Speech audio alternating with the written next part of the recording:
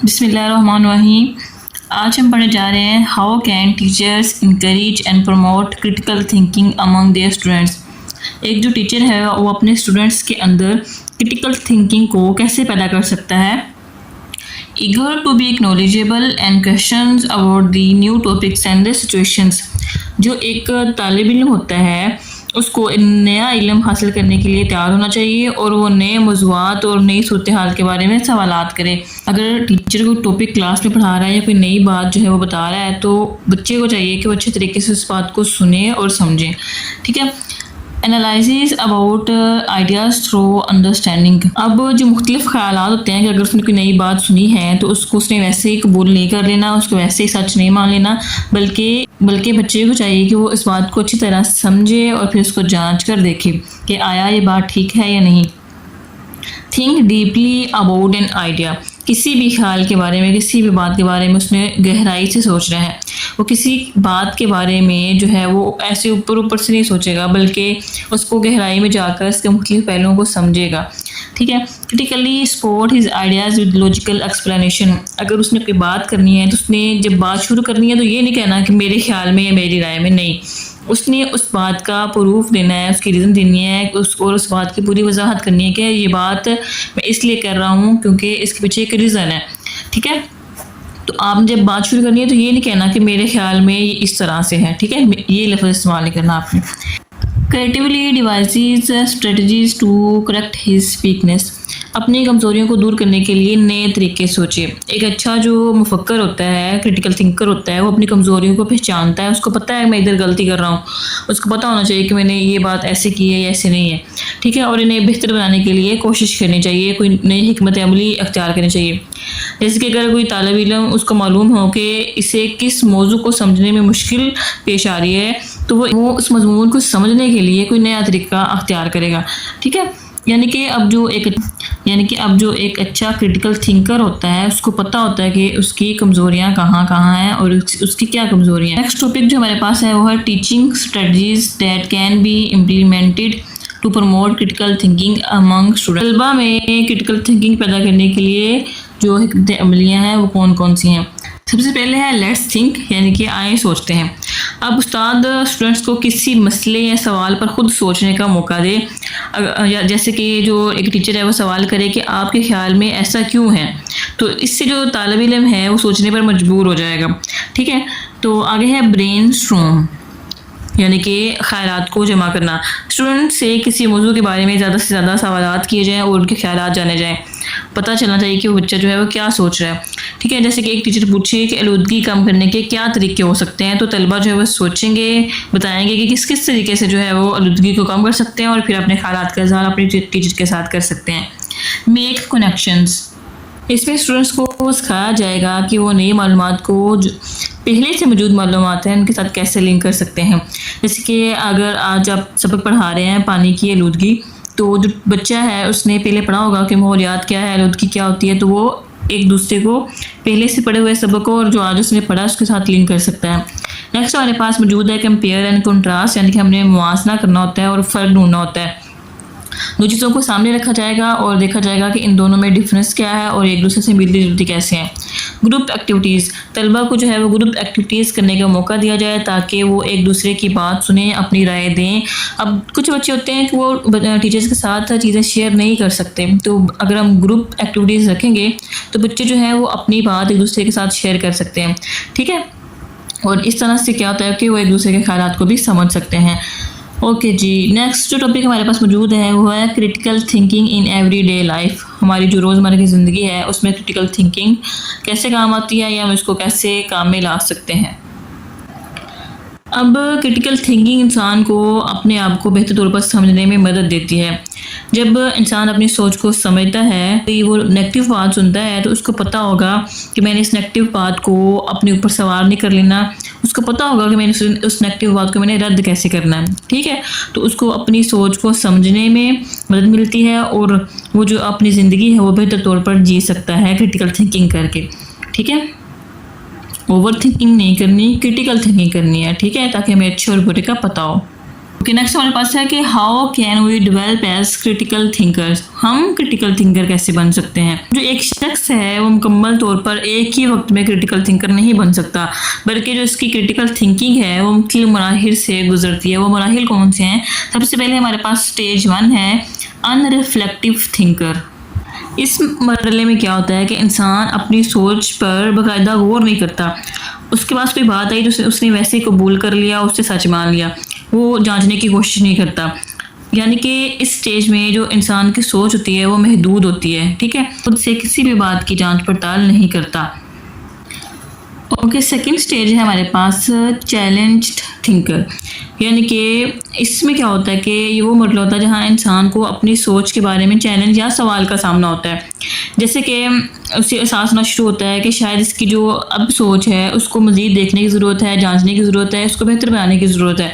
اس میں کیا ہوتا ہے کہ ہماری جو سوچ ہوتی ہے ہم اسی کو سچ مان رہے ہوتے ہیں، لیکن اگر کوئی دوسرا شخص ہم سے سوال کر لے کہ آپ ایسا کیوں سوچتے ہیں، تو ہم بھی دوسری طرح سے سوچنے پہ مجبور ہو جاتے ہیں کہ ہاں اگر میرے خیال میں یہ بات سچ ہے یا میں یہ بات سوچ رہا ہوں تو میں یہ کیوں سوچ رہا ہوں، ٹھیک ہے۔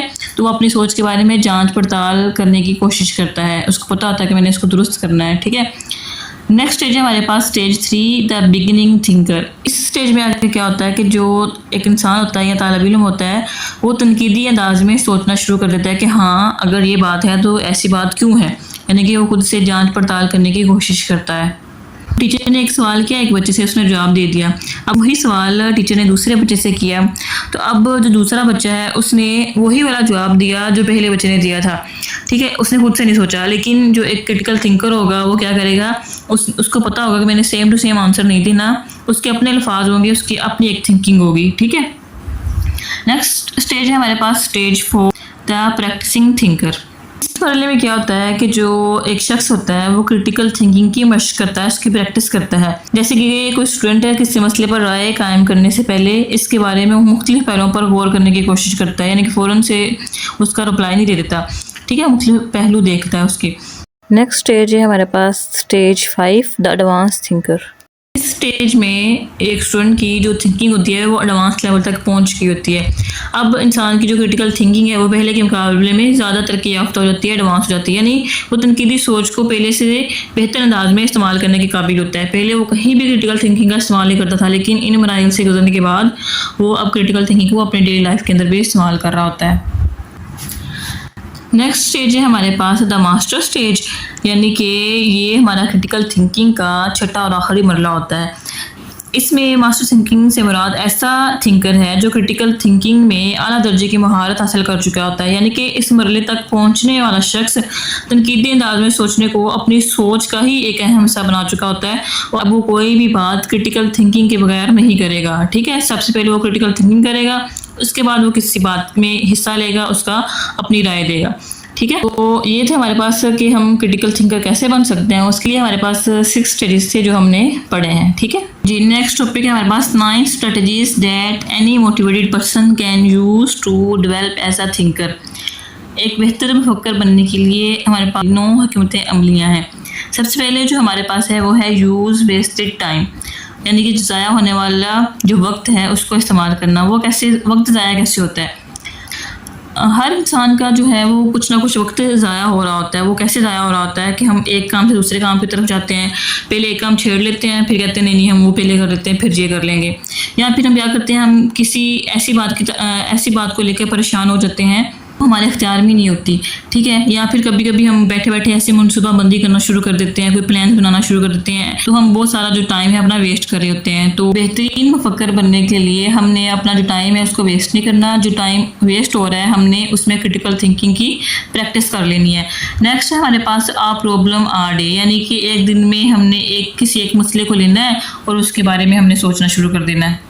اگر آپ کو کوئی مسئلہ ہے تو آپ نے سارے مسئلوں کو ایک ہی دفعہ میں حل نہیں کرنا سٹارٹ کر دینا۔ سب سے پہلے کوئی ایک مسئلہ لے لیں، اس کے بارے میں دیکھیں کہ اصل مسئلہ ہے کیا، اس کی وجہ کیا ہے، اور میں اس مسئلے کو بیان کیسے کر سکتا ہوں، ٹھیک ہے۔ تو یہ ساری چیزیں آپ نے دیکھنی ہے۔ نیکسٹ ہمارے پاس ٹاپک ہے انٹرنلائز انٹیلیکچوئل اسٹینڈرڈ، یعنی کہ فکری معیار کو اپنی سوچ کا حصہ بنایا جائے۔ اب انٹیلیکچوئل اسٹینڈرڈس کیا ہوتے ہیں؟ جیسے کہ کسی بات کی وضاحت کرنا، درستگی کرنا، ہماری صحت، کسی بات کی گہرائی، اس کی وسعت، اور جو لاجیکل ریزن ہوتی ہے وہ، اور کسی بات کی اہمیت۔ یہ چیزیں جو ہوتی ہیں وہ ٹیکسچرل اسٹینڈرڈ ہوتی ہیں. اب ہم نے کیا کرنا ہے, ہم نے ہر ہفتے ان میں سے کوئی ایک اسٹینڈرڈ لے لینا ہے, جیسے کہ بات کی وضاحت. اب آپ نے اس کے بارے میں سوال کرنے ہیں, کیا میں اپنی بات واضح کر رہا ہوں, کیا جو میں بات کر رہا ہوں اس کی میرے پاس وضاحت ہے, کیا اس وضاحت کی دوسروں کو سمجھ آ رہی ہے. تو ایک اسٹوڈنٹ ہے وہ کہے یہ چیز اچھی ہے, تو ٹیچر پوچھ سکتا ہے کہ اچھی کس لحاظ سے ہے, اس کی وجہ کیا ہے, تمہیں کیوں اچھی لگتی ہے, اس کی کوئی مثال دو, اس کی وضاحت کرو. ٹھیک ہے. آگے ہمارے پاس کیپ این انٹیکچوئل جرنل. اب جرنل کیا ہوتا ہے کہ وہ ڈائری کی طرح ہوتا ہے, جس میں ہم نے اپنی روزمرہ چیزوں کے بارے میں لکھنا ہوتا ہے. ٹھیک ہے. اگر ہم کلاس میں بیٹھے ہیں تو ٹیچر نے کوئی بات بتائی تو ہم نے اس کو اپنی ڈائری کے اندر لکھ لیا, تو یہ جرنل ہوتا ہے ایک طرح کا. اب اس میں کیا ہے کہ ہمیں ہر ویک جو ہے وہ کچھ جرنل انٹریز لکھنی چاہیے. ٹھیک ہے. اب جو واقعہ ہم نے لکھا ہے اس کو ہم نے 4 حصوں میں ڈیوائڈ کرنا ہوتا ہے, جو آپ کی بک کے اوپر دیا گیا ہے. اس میں کیا ہے, سچویشن, یور رسپانس, انالیسز اور اسیسمنٹ. کیا لکھنی ہے, وہ سچویشن لکھنی ہے جو ہمارے لیے اہم ہو اس جرنل کے اندر. پھر ہم نے دیکھنا ہے کہ جو صورتحال پیش آئی اس میں ہم نے کیا کیا. ٹھیک ہے, ہمارا کیا کردار تھا. انالیسس میں آپ نے دیکھنا ہے کہ حقیقت میں اس صورتحال میں کیا ہو رہا تھا, کیا جو چیز دکھ رہی تھی وہی تھی, یعنی کہ آپ نے اس کو غلط تو نہیں سمجھا, بات کچھ اور ہو رہی تھی, آپ نے کچھ اور سمجھا. ٹھیک ہے. تو آپ نے انالیسس کرنا, تجزیہ کرنا ہے. اس کے بعد آپ نے اسیسمنٹ کرنی ہے کہ میں نے اس کے بارے میں کیا سیکھا ہے, اس چیز کے بارے میں. اگر نیکسٹ میرے اوپر یہی سچویشن آتی ہے تو میں نے اس کو ہینڈل کیسے کرنا ہے. ٹھیک ہے. تو آپ نے ان 4 چیزوں کو انٹیکچوئل جرنل میں لکھنا ہے. نیکسٹ ہمارے پاس موجود ہے ری شیپ یور کریکٹر.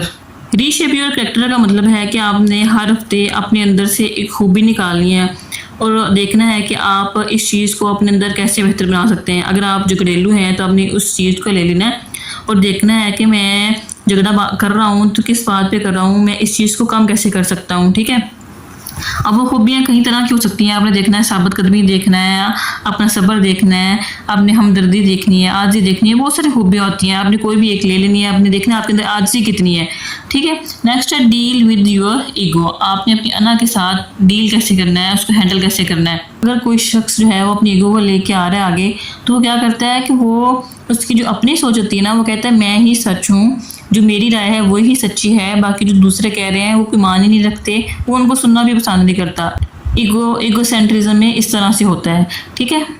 اب اگر کہیں کوئی بحث ہو رہی ہے, کوئی بات ہو رہی ہے, تو آپ اپنی بات صرف اس لیے منانا چاہتے ہیں کہ میری بات ہی درست ہے, تو آپ نے ذرا رک کے سوچنا ہے کہ کیا واقعی ہی جو میں بات کر رہا ہوں اس میں کوئی دلیل ہے, اس کی کوئی ریزن ہے, یا صرف میری انا ہی آگے آ رہی ہے. ٹھیک ہے. Redefine the way you see the thing.